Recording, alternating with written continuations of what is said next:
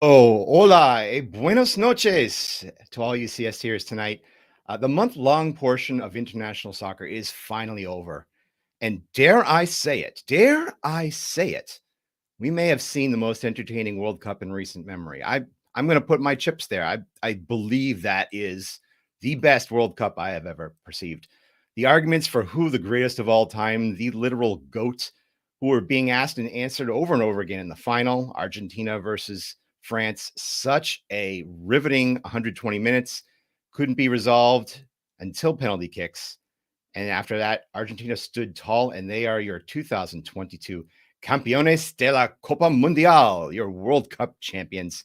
Congratulations to Lionel Messi and La Albiceleste. I guess that's how you say the white and sky blue of Argentina. A riveting month, riveting few weeks. We're finally coming down from that sugar high. I'm here. I'm your host, Jeff Tebbets. With me, as always, is the three that we've called in here for this month of entertainment. But let's start things off just quickly thanking our sponsors for the past month, thanking Share Cheese Bar for their support, thanking Apollo Home, of course, for their support over this entire year. And thanks to everybody out there listening, going to the games, making this entertaining soccer, and also putting Cincinnati on the map while all this is going on. We got some of the best numbers for watching these knockout games take place. So congrats to you. And in 4 years, we get to see it live. So let me bring in our other three members here. Let's get their opinions on things. Bring in Justin Blair first. How you doing, Justin? Doing well. How about you? Not bad, not bad. Were you watching it at the comfort of your own home, or were you out? Absolutely. Yeah, I was on the couch enjoying that one, man. That was crazy. I had a couple of people I was chatting with on the phone. I had a couple of people that I was in a stream with down south, and man, what a crazy game. I think everybody, neutrals, people that had never seen soccer before, were just losing their minds. So that was one of the best finals we've ever seen. Yeah, I was watching a little bit upstairs, and all I could get, I heard screams from downstairs, and that was my wife basically going nuts from I think the two goals that Mbappe scored, one after the other. So if you are a neutral, if you are somebody who's new to this sport, and there, according to Twitter, there were a lot of people who are new to the sport watching it, you got a packed excitement for all that time. Let's move it over to DJ Schweitzer. How you doing tonight, DJ? I'm excellent, Jeff. Thanks for having me back on. Yeah, I mean, what is your overall thought of that final? Oh man, it's hard not to have enjoyed that final. I mean, you had said that this was probably the most entertaining World Cup in recent memory. It's hard pressed to remember a World Cup match, let alone a final that was as exciting as that one was. It was pulsating from near start to finish, despite the fact that it wasn't something that just sprung to life right away. But it was just a fabulous match that you really could have asked much more of. Yeah, if you still had ESPN Classic or some Fox Sports affiliate like that, I think you'd see that game on replay over and over and over again. We'll ask a little bit more about where this lays in the pantheon of past World Cup finals and memories. But let's also bring in our final board member. Hey, Adnan, how you doing tonight? Hey, doing well. Doing well. Glad to be here. Yeah, what is your opinion on just overall on that final? Uh, well, I was going into the match not so much a neutral, so much as rooting for chaos, and I kind of got everything I wanted.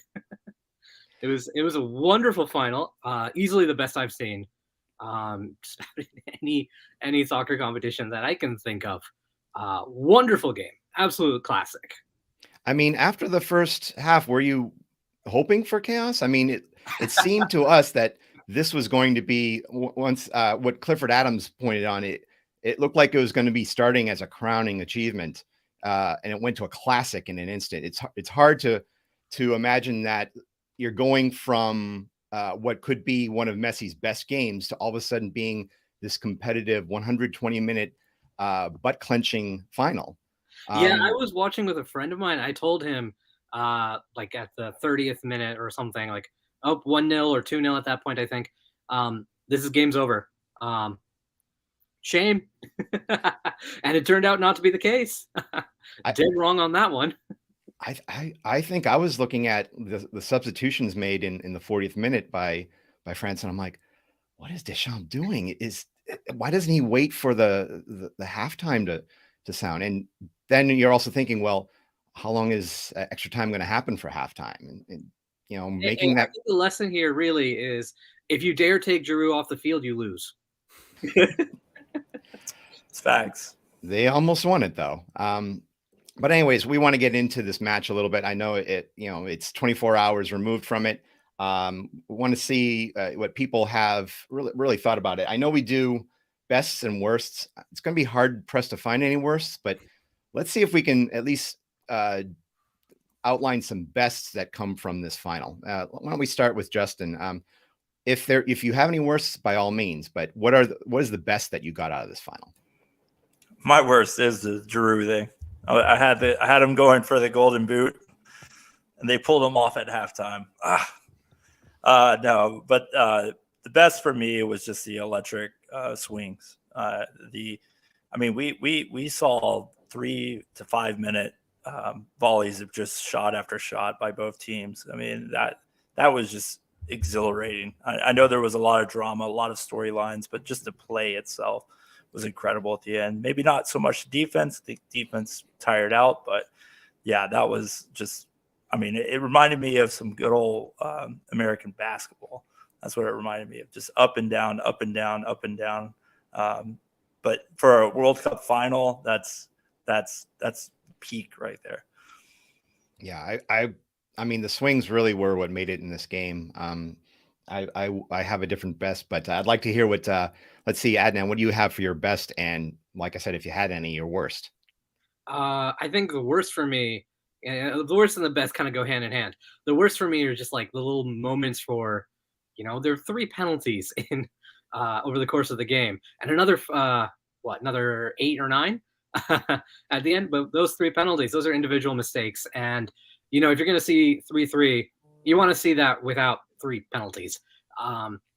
Take nothing away from how crazy the game is. That was absolutely wonderful. But on the flip side, the best thing, one of the things about international soccer is that just unless you have a really, really unusual, wonderful generation, which is once in a generation in the entire world, where you get to assemble a squad that's top to bottom wonderful, you get flawed teams. And we saw that now with a flawed Argentina and a flawed France. They still got it all the way through, and credit to them. They were pretty good teams all the way through. But now they're trading blows and they have weaknesses, and we got to see those exploited. And that's exactly what you want to see. And that's the joy of international soccer, where it's the collection of the best players in the world, but not necessarily in like the most competitively efficient manner, and that means that you sometimes can get unique, exciting games, and we saw that. Yeah, I mean, you look typically in World Cup progress, I think you would see a team that would go 3 for 3 in the group stage and maybe get upset by a strong team in the knockout. This year, you had no teams that went 3 for 3, and that in itself felt like momentum was changing, that you were going to get 2 teams in the final that were bleeding from something, whether it be their own, defensive mistakes or their lack of offense or what have you. There were 2 teams that were imperfect, and perhaps that was for that reason alone, you had a perfect final. Not to take too much steam out of DJ's answer, but what do you have for your best and worst?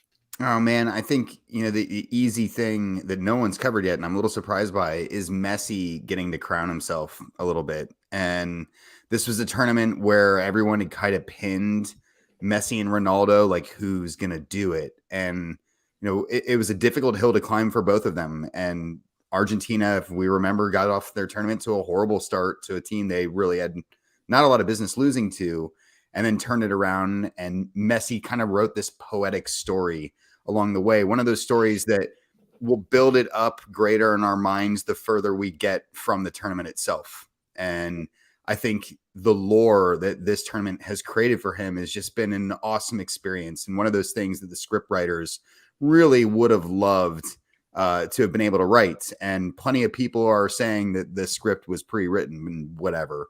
But I thought that was such a great story to cap off this World Cup with. So you're saying there are any worse, or that wasn't your worst? I mean, Nah, definitely not my worst. My worst, without question, is the way that Fox handled pretty much the entire final / tournament / Qatar butt kissing throughout the entire course of it. And it crept its way all the way into the trophy celebration, which I know is not directly Fox's thing, but it was just how often Qatar shoehorned themselves into this tournament. And I felt so frustrated with the way that Fox handled it, with the way that they downplayed a lot of stuff throughout the course of the tournament. And this was the last chance for them to kind of say anything. And they once again chose to keep their mouths shut. Yeah. And the way that they kept their mouths shut, in my opinion, and this was going to be my worst, Fox Sports, once the 1 p.m. chime hit, Fox went straight to Dallas, Jacksonville. And no disrespect to that game. That was a pretty exciting game in the end, but it's not international. It's not somebody from Europe or South America. They're not, unless they are absolutely riveted to one of those two teams, they don't care about what Dallas does in Jacksonville. And so that is is my worst, is that Fox should have witnessed this and really said to themselves, they have to make an audible here, that this is a coronation. This is one of the best games that we have seen in our lifetime. And yet it's just fodder for FS1. So I find that to be the worst. I think for my best, and this might be my, I wanted to have some of this from my worst as well, but I felt the goalkeeping at the end of that game by Emi Martinez was riveting. People will say, "Oh yeah, Messi won this game." Oh, the Argentina offense against a slightly sick virus hit French camp turned into this wonderful game, but France could have pulled it out of the embers if it wasn't for that 121st minute save by Emi Martinez. I thought that he deserved the Golden Glove. And I think that is a position that going into 2026, I'm going to be riveted at the goalkeeper position. And, shout out also, honorable mention to, his name, Yassine Bono from Morocco. He single-handedly kept them in this tournament, shutting down Spain, shutting down Portugal, running through the Iberian Peninsula like that. That was, I think, commendable. And if this turned into if this was like a 6-5 penalty shootout and all of them went in except one, I think he probably should have gotten the Golden Glove in the end. That's my opinion. I'm sure other people have opinions on that. But I mean, to really look at this World Cup in overall, I mean, we're going to take this World Cup final and perceive it through the lens of the World Cup that we've just seen. I guess the question is, are there any other World Cup games that we could measure up to that, with the lore, with the performance, with just the sheer, swing of the momentum? Are there any games in your memory that you can that remind you, or I'm talking too much here? Are there any games that can top that? No, I certainly don't think so. I mean, for me, as a guy that came in 2006, I think Uruguay versus Ghana might be, but I mean, there was no magnitude there. I mean, you had the first African team going to the semifinals. There was drama there, the Suarez handball. I mean, there was a bit of pizzazz, but there was nothing even close to this. And you could also say Morocco getting to the semifinal, that probably matches that as well in intensity. That Morocco-France game was itself a stunner. It's usually the semifinals are the good games in the for the World Cup. You got let me see what I can remember. This Morocco game versus France, I ended up 2-0 for France, but in the middle, Morocco had a bicycle kick that had to be saved with an extraordinary save from Lloris. Like, wow. And that was Morocco. But, you know, historically, there have been really wonderful semifinal games. I remember Germany versus Italy in 2006. That was, it's kind of stunning to say that that's classic, given that it was 0-0 until overtime, but that ended up 2-0 for Italy. But that was one of those same games where you've got both sides just knuckle punching each other with goalkeepers making amazing saves. I think there was Netherlands versus Uruguay in 2010, which I think was 4-3. But, you know, this was a final. It had goals. It had everything. It had Messi and Mbappe just trading blows, trading the golden boot. Just, it was incredible stuff. I was joking again with my friend, like, you know, for so long we've been talking how, yeah, well, Messi proved you can be the best player in the world, but you can't drag your own team to the World Cup final. That's just not how it works. And you have Mbappe basically doing it.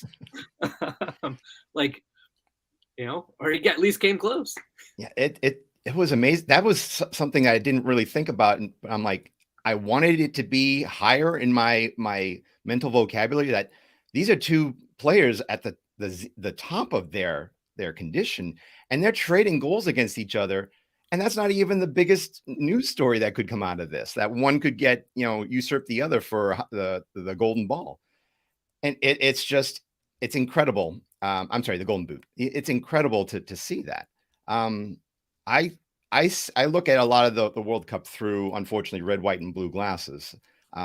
I think the 1-0 victory against Algeria was the one that was at the top of my list, just because of what it felt like, the joy and elation from something so exciting at that point. So I really don't have much to compare it to. And I thought that this is now going to be an incredible yardstick for future World Cups to compare to. Like, DJ, do you have anything that could top that?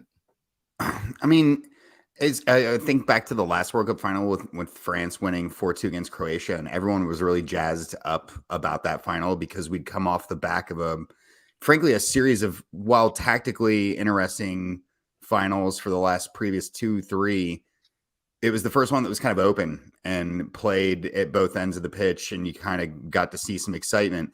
This match just blew that one out of the water, and it's not often that you go to penalties and you're like, damn, like, I want more of this, right? Like, it's often you're like surviving to penalties and you're trying to just get to that point, you know, because the life's been strangled out of the match. This one wasn't that way. It was end to end, and we got to see a swath of the game that was controlled by Argentina in the first half, and then another swath where France were just running Argentina into the floor in the second half. And then both the halves of extra time were a bit nuts in their own rights. And yeah, that back and forth, the trading of leads, the trading of individual awards for the tournament, they packed everything into the final you could have really anticipated, save like a nice red card to give Adnan a little extra chaos. No, the chaos I really wanted, I love bad penalty kick shootouts where the longer it goes with teams missing, that is just glorious for me. Fox would have been so pissed about that if they'd had to push past that 1 p.m. deadline. You would have seen, like, you know, Roger Goodell, like, come on, time is money, folks. Let's go. I've got Jerry Jones knocking down my door right now. I think you did get a little bit of that chaos at the end there with that shanked kick in the penalty kicks. I'm like, oh, those are the ones that I think sting the most. And if I hadn't seen that in the game, I would have been like, this doesn't feel like the absolute epitome of chaos. Barring a red card, yeah, I think we got just the right amount of chaos there. Now, we also have a lot of the awards that have been given to this. You've got Messi getting the golden boot. I'm sorry, Mbappe got the golden boot. See, I've rewritten the history books right there. Messi getting the golden ball for being the best player of the tournament. The Golden Glove to Emilio Martinez. Young Player Award went to Enzo Fernandez of Argentina. Fair Play Trophy went to England. Somebody was actually joking about this on Twitter that if both games ended with both teams getting 4 red cards, England would have won the tournament.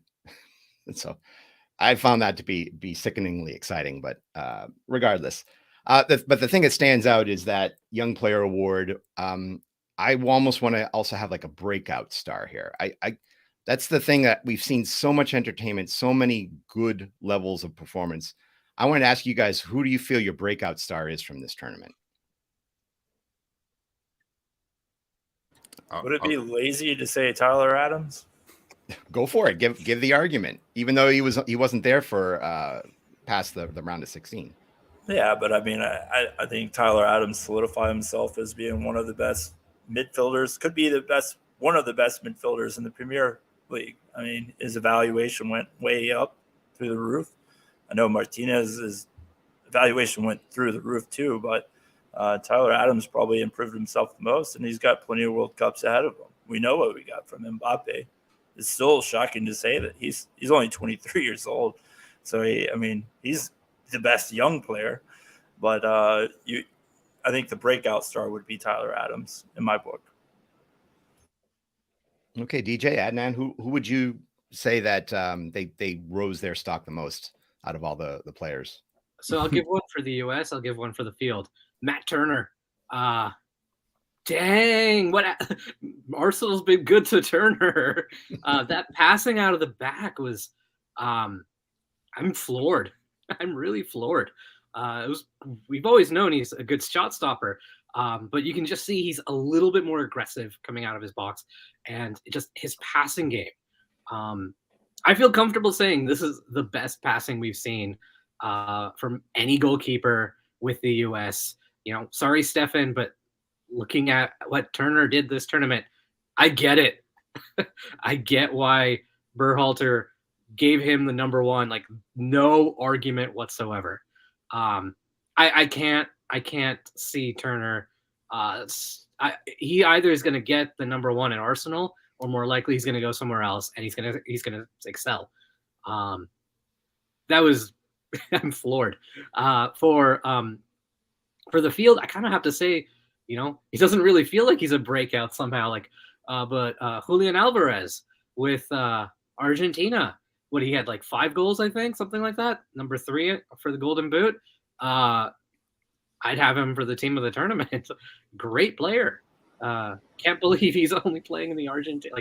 I think he's on loan from Manchester City, and I don't know that that's going to stay that way for very long. Okay, DJ, who do you have as the person that's shown?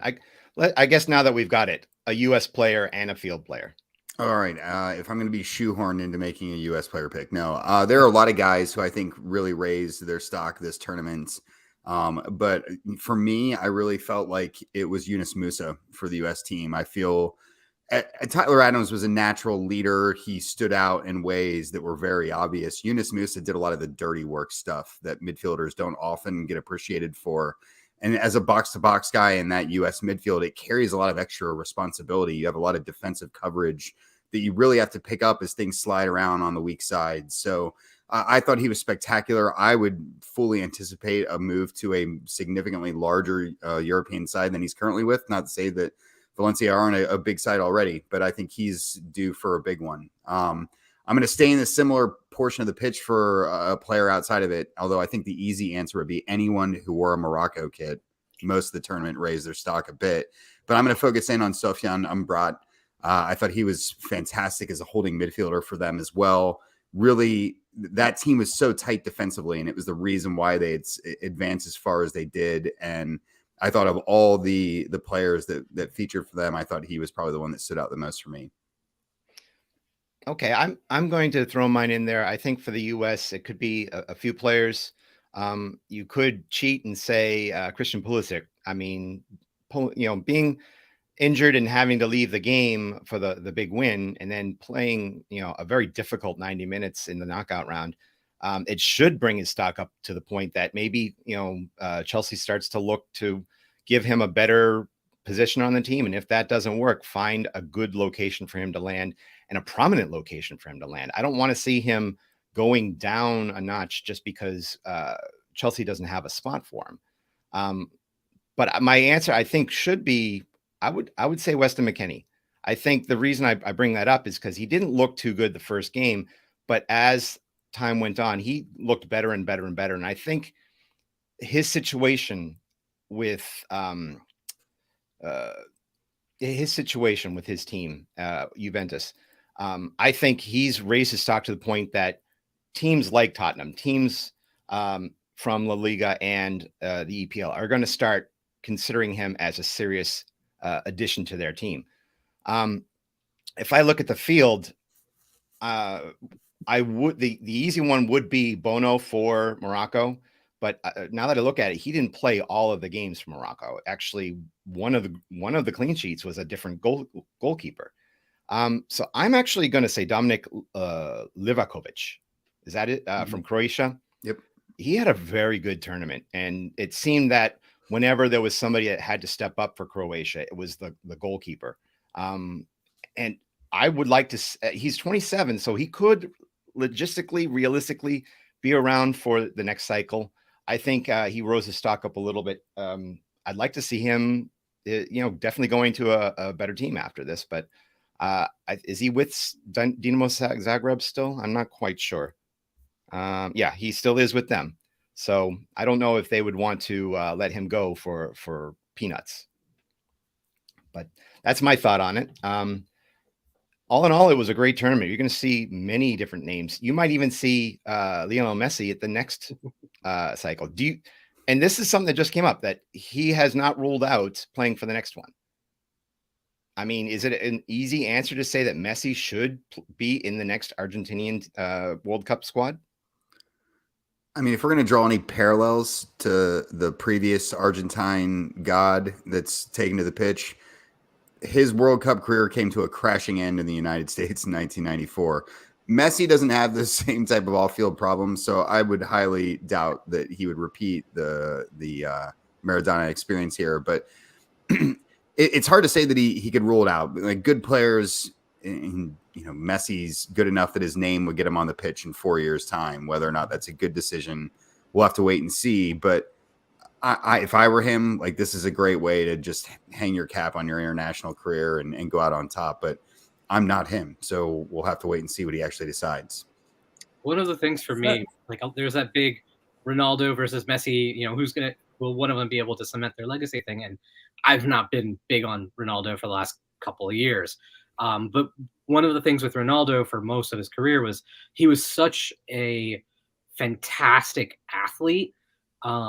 Even where you could start seeing his decline and he became more of a pure striker at Real Madrid, the amount of height he gets on his jumps, those little bursts of speed he got. But as he gets older and older, those kind of physical things where, maybe he can run or whatever for 60, 70, 80 minutes or whatever, but he doesn't get that same kind of acceleration and burst that he did in his youth that he really needs. And you can see that on the field. You go and look at Messi in comparison. Messi is not the same kind of athlete where, he's not big, he's not tall, he's fast. I don't know that he's not quite as fast as he used to be, but his athleticism is so much in his balance, which I don't think the balance goes quite so much as you get older.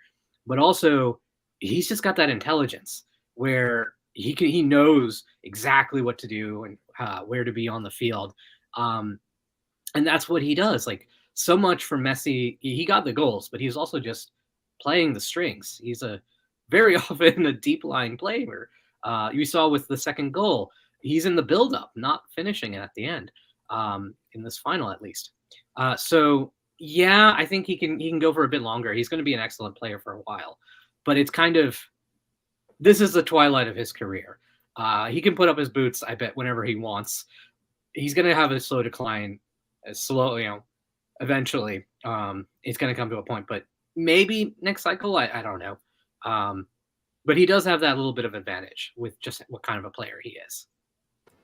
Yeah, and if all indications are true, I mean, apart from the Champions League that they're playing in this year, Messi's next biggest tournament could be Copa America.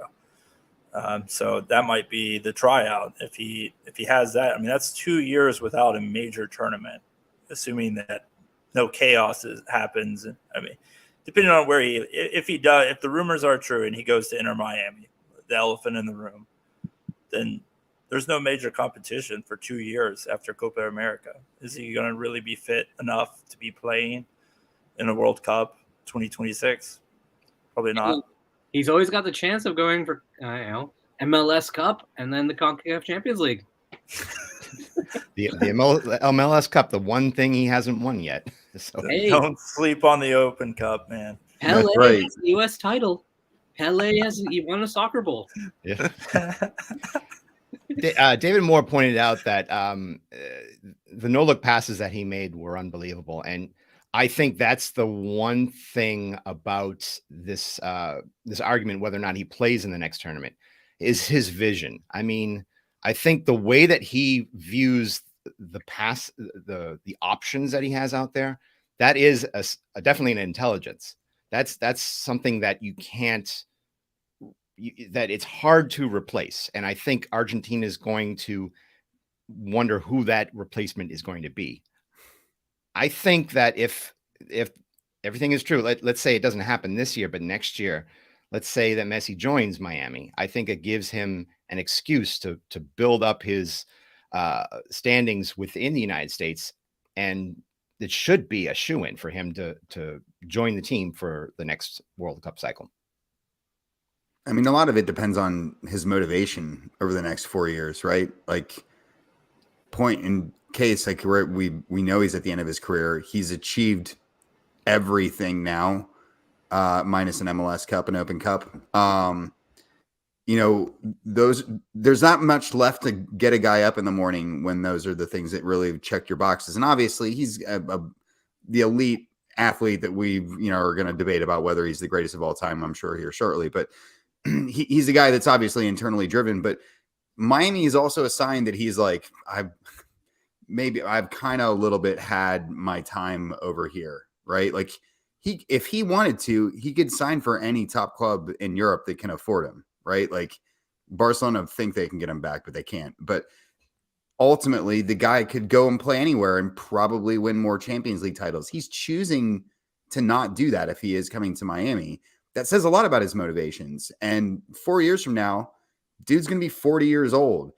I know I'm not Messi, but I'm 40, and I don't know that I could be out doing it again at that age. And he's a little guy that's managed to go by without any disastrous injuries yet. Coming to MLS, if that's where he's truly coming, it's a difficult league to plan, not just because I think it's actually physically demanding, but the actual travel demands are like nothing he's experienced yet. It just doesn't really happen that way in Europe. So the next 4 years could be a very tiring 4 years for him if he makes it that far. And I think right now he's giving a little bit of indications as to what way he's leaning in his career. You guys think Messi plays in New England on that turf? Not until they get I'm waiting for an NYCFC, man. Yeah. Get him out there as City Field. Well, Joseph on Facebook suggests, hey, why don't have Acosta whisper in his ear and get him to come to FCC? Joseph, I like your chutzpah here, but it's not going to happen. Not even in my dreams, not in your dreams, not in anybody's dreams. But having him come to play at TQ Stadium, that would be something that everybody would pay money for. Let's move on. Skyline for Messi. that might be the reason not to come, but let's move on. Before we crunch some other numbers, want to welcome Suero X, of course, to the second half of our show. Want to thank them for their sponsorship over the past year. Once again, go to Amazon.com, SueroX.us. Get yourself some 8 electrolyte beverages out there. Good stuff. Let's start talking about 2026 then. Let's fast forward. It can't come fast enough for us. I mean, the one big thing that I think that I've circled in red, not just the teams that are going to come through, but the whole format could change. They've already said they want to have 48 teams. Either it's going to be 12 groups of 4, 16 groups of 3, some weird double bracket buster thing. I guess the question to you guys is, would you want one of those, or do you just not touch the format? Well, definitely not the 16 groups of 3. No me gusta. That is a horrible. I don't know who came up with that format. That is horrible. Well, three teams in a group. Like what is that? What are we doing here? But I wouldn't mind adding more. I mean, it is just one extra knockout game. I assume they would go to 32 team knockout. But I mean, it wouldn't be a horrible idea. It's just, is it necessary? I mean, some of these matchups, like Switzerland, Serbia probably didn't have the highest viewership. Cameroon, Brazil was not a particularly interesting matchup. What are you talking about? The Switzerland Serbia was 3-2, and yeah, I mean, it was an exciting electric. game. It was electric, but when you were sitting there planning out your PTO or whatever, you know what I mean? Because that's probably what people. I mean, Europe, they're going to be staying up late if we're playing late games. I don't remember. I think Brazil, they played night games all tournament, right? So Europe will be up all. I mean, that's your market. So are you really? You're going to have a lot of games that are going to get looked over. More games, more adverts, but I don't know. I don't like adding more teams, but it seems the way they're going. It's a no-brainer for FIFA. So just don't do the group of 3. That's insane.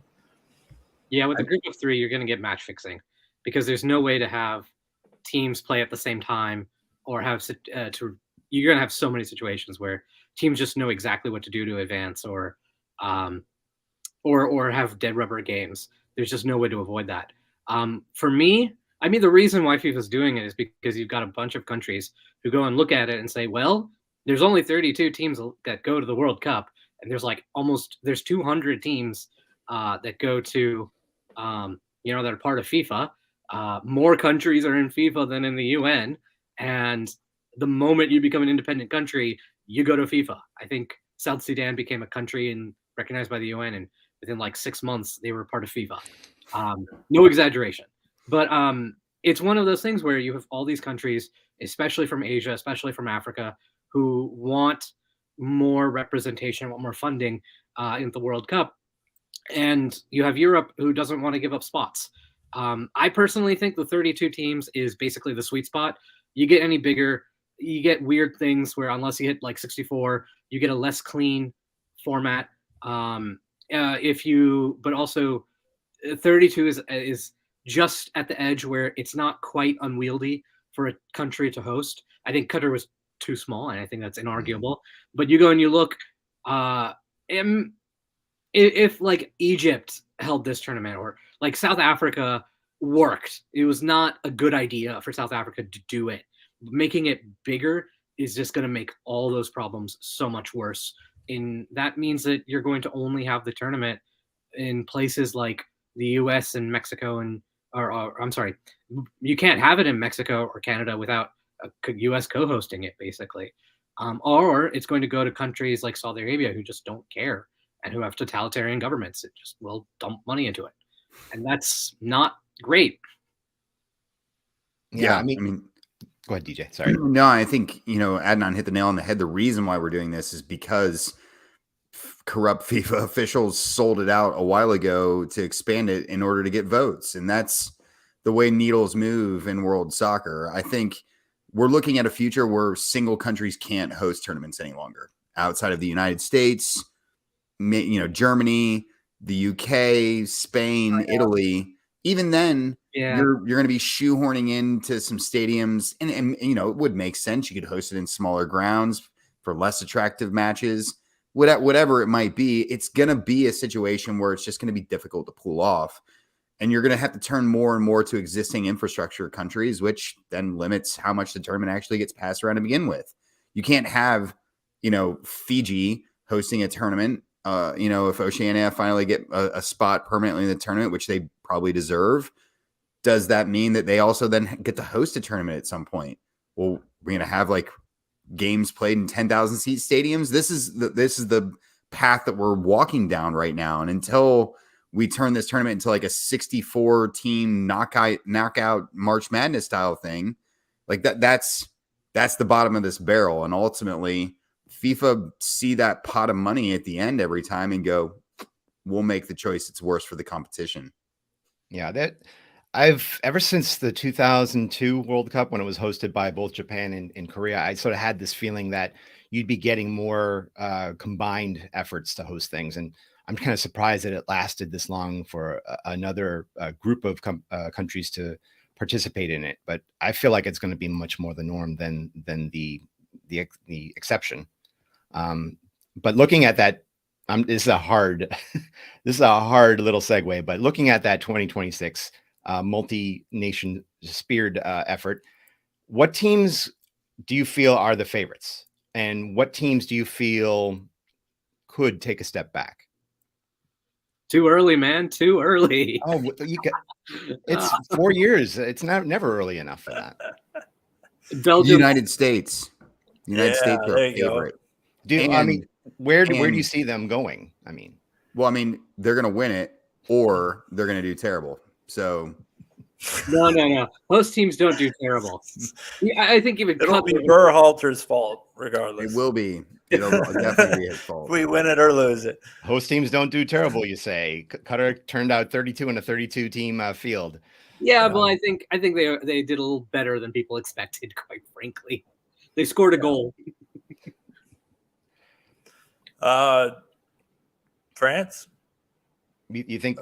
Would you? You got to have a feeling they're going to have a squad that's going to be contending for it. Top 5 at least. So France is a squad that mystifies me because they've got some really good, talented youth there. When they came back into this game is because the youth that substituted in. But then you've got, Hugo Lloris, who had flashes of really good work in that final, useless really for the PKs.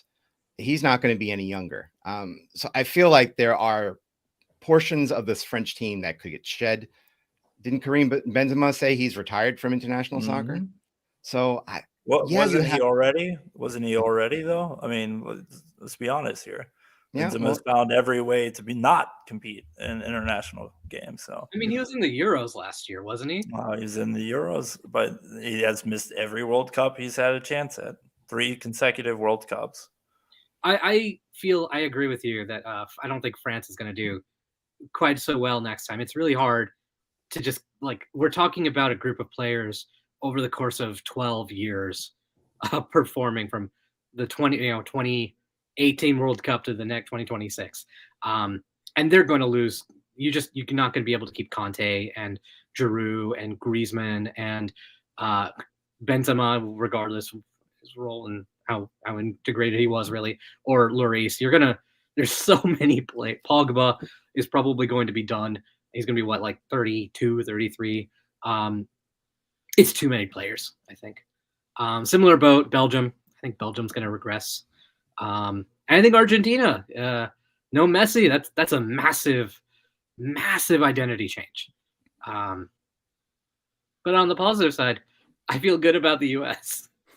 I think it's too early to say that the U.S. is going to win it. But you go and you look, The Athletic had a chart where it charted out where players received the ball, and how often. It's like you give a score for that versus what did they do when they were on the field. So how far did they carry the ball, or how dangerous were their passes, etc. And so I don't remember if they plotted it for all the players who made it through to the round of 16 or so like that. But you go and you look on that chart, and Pulisic is right there next to Messi and Neymar and Bukayo Saka for England. And wow. And Pulisic's not really been hot stuff with Chelsea, but that's clearly a potential there. And he's 23, 24. And almost all of them are 23, 24, or 20 in Gio Reyna and Yunus Musa's case. And there's more players coming through. There's Paxton Aronson, Paxton Pomykal, any more Paxtons that I can think of. Aiden Morris in Columbus Crew, so on. Take your pick. Someone's going to break through and add to the squad, and there's going to be a lot of good players coming through. And the players we already have, they're going to be in their prime, and it's going to be at home. And that is a recipe for success for the U.S. I don't know. I don't know how many of these players are going to be real huge international stars, but there's potential there for 1 or 2 or 3 players to really hit that mark. And they're already at a high caliber level to begin with. This is a chance for a really good team. And there's going to be a ton of, home fans, family in the stands that are going to be cheering them on. That's really the motivation that you're going to be looking for. Looking at these host teams, I mean, I think we've said that the U.S. have the potential to be a really good team in this next cycle. You've seen their FIFA ranking went up from 16 to 13. I think Justin pointed this out on Twitter that Canada is nowhere to be seen. They're still not in the top 40, unfortunately. Mexico went down a little bit. Costa Rica sort of hung around where they are. And I guess, looking at these teams, Mexico and Canada, we talk about us having a good opportunity to be playing in front of our home crowds. What do you feel what do the cards say about Mexico and Canada's chances? I mean, I think if you're looking at Mexico, obviously this performance of this World Cup is disappointing for them. In some respects, they've shown well on the last day of the group stage, but you look in their pipeline right now, they're actually in some serious trouble. They have kind of given their academy system a bit of neglect as they've invested in foreign stars over the last few years in their league, which is something a bit of a bellwether change in Liga MX because they've been so domestically focused for so long. And it's really put them on a bad path towards building towards 2026. And I think they're hitting the panic button a little bit.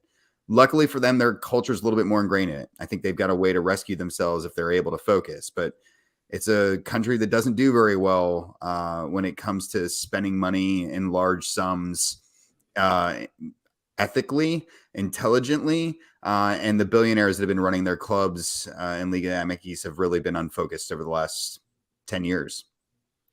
I agree. And you go and you look like Hector Herrera, he's a great player, but he's 32, but he looks like he's 34 or 35 on the field. And there's just no one on that Mexico side who looks like they can replace him. And that's a problem. Mm-hmm. You would think it'd be good to okay, well, we can at least look down the pipeline and say, well, that guy, maybe he'll do it one day. And there's just no one. And that's the center of the field. And it's not just the center of the field. There's spots like that all over the field. I think except for Edson Alvarez, it's really bare for Mexico going forward in a way that's quite striking. And you go and you look, it looks like they're going to recruit a lot from the Chicano population here in the United States. But I think there's actually going to be a lot of problems integrating those players. It's going to be really hard. They don't have that. There's never been, to my knowledge, there's never been a Mexican-American player who's played at the World Cup. There's never been a Mexican-American player who's played against the United States, to my knowledge, at least. That's a very big culture change that has to happen. And I don't know that this World Cup performance is enough of an alarm bell to signal that end. It might be, but I just don't know the culture that well. It was enough of an alarm bell to let Tata Martino go. I mean, I think he overstayed his welcome quite a long time there, and perhaps getting a brand new upheaval of the coaching staff, maybe that starts making connections at the lower academy levels. And it brings in people who can read younger talent within Mexico's systems, within the Mexican-American systems. That being said, we're also leaving out Canada, and maybe Justin, maybe I can bring in you in this since you seem to jab at them a little bit. Do you feel that Canada has what are we to make of Canada not finishing with any points? It's not a good look, but when you've never scored a goal, then you've matched that. Canada, I mean, let's be honest. They have the Canadian Premiership. It's what, 5 years old now. I think this is a tournament much like not like for like, but much like the 1994 tournament here in the United States. Canada is just building. They're at the ground step right now, and they're building. They have really good talent that could compete. Obviously, talent that dominated qualifying in CONCACAF. But I don't see them being one of those dark horse teams. It's going to be very difficult for them, and likely they're going to have a lot of matches in Canada, so they'll be on that travel craziness. I mean, Canada is going to be a very difficult place to be slotted in the next World Cup with all that travel. You'd much rather have Mexico or the United States because you get those little pockets in the United States, but Canada, if you're just traveling back and forth, it's a pain. I don't know how they're going to do it, but I don't think for Canadians they're going to have really high expectations. I think getting out of the group, they'd be over the moon, but having a result, getting a win, would be terrific for Canada. To Canada's credit, 2 consecutive World Cups in a row. That's a new achievement, new level. I think they still have the talent there. I think they're just, their seasoning is a little off. I think they had some tough injuries going into it. I think if you get someone like Tajon Buchanan, who is able to exhibit a little bit more of his talent in his current team, and maybe if one of the big 5 leagues picks him up and tests his mettle against the best in England, best in Italy, maybe you'll see him to start achieving better levels of greatness, and he becomes that center block for the team to rally around. But part of me also says that Canada was good enough to top a World Cup cycle where travel into Canada and travel out of Canada was not the easiest thing. I don't want to look at Canada and say you did well, but it was because of this. But I think having teams go into Canada not being the best team to go into Canada and then coming back out of it because of entry issues, I think that sometimes caused these results. I don't know if it's controversy I'm bubbling up here, but I feel Canada was a little much less than what they showed themselves to be. I mean, I think Canada remind me a lot of where the U.S. were 20 years ago. You know, a couple generational talents surrounded by a bunch of guys who are scrappy, athletic, bounce around the local domestic league a bit.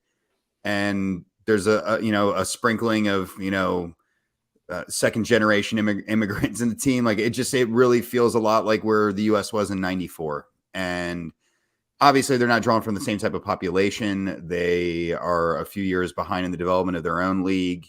Their markets are obviously not quite as populated, especially in large chunks of the country. But I do think Canada, while they underperformed in some respects, they also came out of a really tough group. That they held Belgium, which no one expected them to do. And obviously Belgium underperformed in the tournament, but that was a great showing. And sometimes you gotta get tested a bit in the World Cup and get your butt handed to you. And then when you come back out, you've learned some lessons. And I think this is a young enough team that they're still in a maturation point in their kind of life cycle.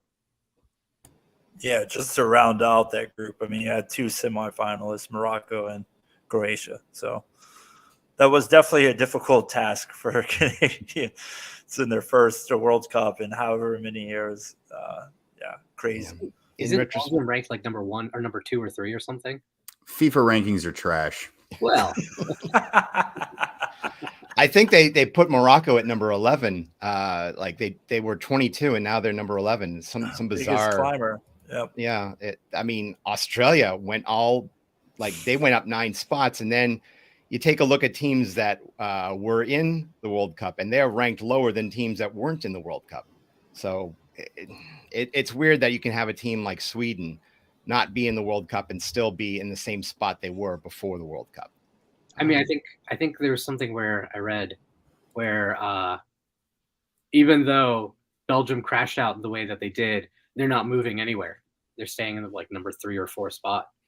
I think they were like number 4. Yeah, something like that. I mean, you've got a lot of coaching movement. I mean, I think there are already 7 or 8 international squads that have announced their coaches are leaving in some capacity. So we'll see what the U.S. look like in 4 years. I mean, is the consensus? I think we asked this last time, but is the consensus still keep Berhalter or let Berhalter go? I mean, there's been some controversy with him, whether we want to believe it's as big as the media is building it up to be at the moment, as much as Twitter is building it up to be. I kind of feel like this is the kind of stuff that happens at World Cups with young players who have egos that haven't been checked yet. And this was a growth point probably for Berhalter too. People forget he's a young manager. Dude's like barely in his 40s. And that's something that a lot of people seem to discount. Like, oh, he's older. He should know how to handle all these things. No, like he's still learning on the job. And everyone's going to, pick things up along the way. And I think this was a good World Cup for him. Hopefully he will tactically choose some things and learn some things from this. And I still think the job is his to lose. I think so. Like with the whole Gio Reyna and the drama with that, it's kind of weird because like the team is past it, and the whole the media, the public is just, we're like 2 weeks behind the story, and we're all up in arms about it, and it's all resolved. I kind of get the feeling like the way, so like Berhalter one, he never like named Reyna in it, and like the actual handling of the situation seemed fine. But the way that he talked about it in that like the corporate corporate convention or whatever it was, where he really should have kept his mouth shut. The way he talked about it, it doesn't. It sounds like he just gave like a bland, like, oh, here's an example of something that happened, kind of a thing where like about team culture. But the feel to that was like, oh, this is someone who's done with the team, like he's mentally moved on, because if you're part of the team still, and you're going to be part of it, and you're looking at it like, okay, this is going to be something near and dear for me. I don't think you talk about it that way, but you definitely do if it's like, you closing that chapter kind of a thing. What did I learn from it? And that's kind of an odd place to be. Okay, well, we're nearing the end of our episode, so I'll just maybe end it with this. If we have Berhalter still in place, if we have the entire roster to play with, and let's say he picks different players next, what is the ceiling for this U.S. team in 2026? Let's be realistic. My realistic answer is winning it. All honesty. 4 years out, I think there's the ceiling is that we can win it. Okay. I mean, I feel that. I disagree with that. I mean, the potential's there. Yeah. But cautiously, I would say quarterfinals, semifinals, depending on the matchup. I think, I would say the quarterfinals is the bare minimum that we should expect, right? Like we made it back to the World Cup and we advanced from the group, right? That was, I think I said this on our preview show. That was my expectations for this World Cup, and I'd be happy if we did that, and anything more would be awesome. I feel like the next World Cup, we have to advance to the quarterfinals. If we're truly progressing, we have a golden generation, for as awful as a tag that can be to hang around a couple players' necks. This is something that we should expect with the way that we played at this tournament and going into a home tournament. I think we have to make it there. But I think the semifinals will be where everyone sets their barometer. I think that's where everyone will say, hey, this was a good World Cup. But if they don't make it to there, I think people will be wringing their hands for mass change once again. Yeah. We just absolutely can't bring players with us to the next World Cup just to bring them with us. Yeah, whoever the manager is. I think honestly, it's tough to say. I want to say semifinals, but I can't, because the knockout rounds are going to be that much bigger. It's going to be 32 teams instead of 16 in all likelihood. So my thinking is just winning that first knockout game is not going to be enough. I think you're going to have to make it to the quarterfinals. You're going to have to show that you can win and then win again in the knockout rounds. Anything less than that, I think, would be a major step back. Well, it's 10 o'clock on my watch. So I think what we should do is we should wrap this up. We should I want to thank everybody who's tuned in over these past few weeks, who's tuned in to CST the entire year. There's so many names that we could read and thank. I want to thank all three of you guys. Throw it out to you for your final thoughts about this wonderful World Cup tournament. Justin, first of all, for you, thank you very much for joining us. Yeah, thanks for having me. Final thoughts, I think kind of as expected. I mean, there was a lot of talk going into this tournament about the host country, but we ended up getting one of the best World Cups. The quarterfinals were legendary. The final was clearly magnificent. So hats off to players, the teams. Definitely entertained. All right. And thank you very much for joining us as well, Justin. DJ, final thoughts to you. Yeah, I mean, I'll echo Justin in saying we were given a spectacular tournament and an absolutely terrible host country. And I hope this really draws more attention to what FIFA have going on. I hope it brings more scrutiny to the decisions that they make and the outcomes that they cause. And hopefully this causes some greater accountability within a sport that seems to be lacking lots of it in increasing amounts. But all that said, it gets me really geared up still. And it was hard not to get swept up in the emotion of it and the joy of watching everyone gather together and shared experiences. And I am just beyond stoked to see that come back to the United States and to get swept up in it, regardless of how dirty FIFA actually is. Well, thank you very much for joining us. It's a really rough month and a half for us, that's for sure. Adnan, thank you very much for joining us as well. Yeah, great to be here. It's always a delight to be here for this World Cup. I don't really want to talk about Qatar as the state, but one of the things that I'm going to remember a long time, just this is the first Arab World Cup, right? And all that image of, or all those images of the Moroccan players with their Arab moms after they won the games, that's going to stick with me for a long time. It was a fun World Cup. I agree. It was a fun World Cup. My final thoughts are kind of in two different directions. It was a very jarring World Cup to start. Very shaky in the middle.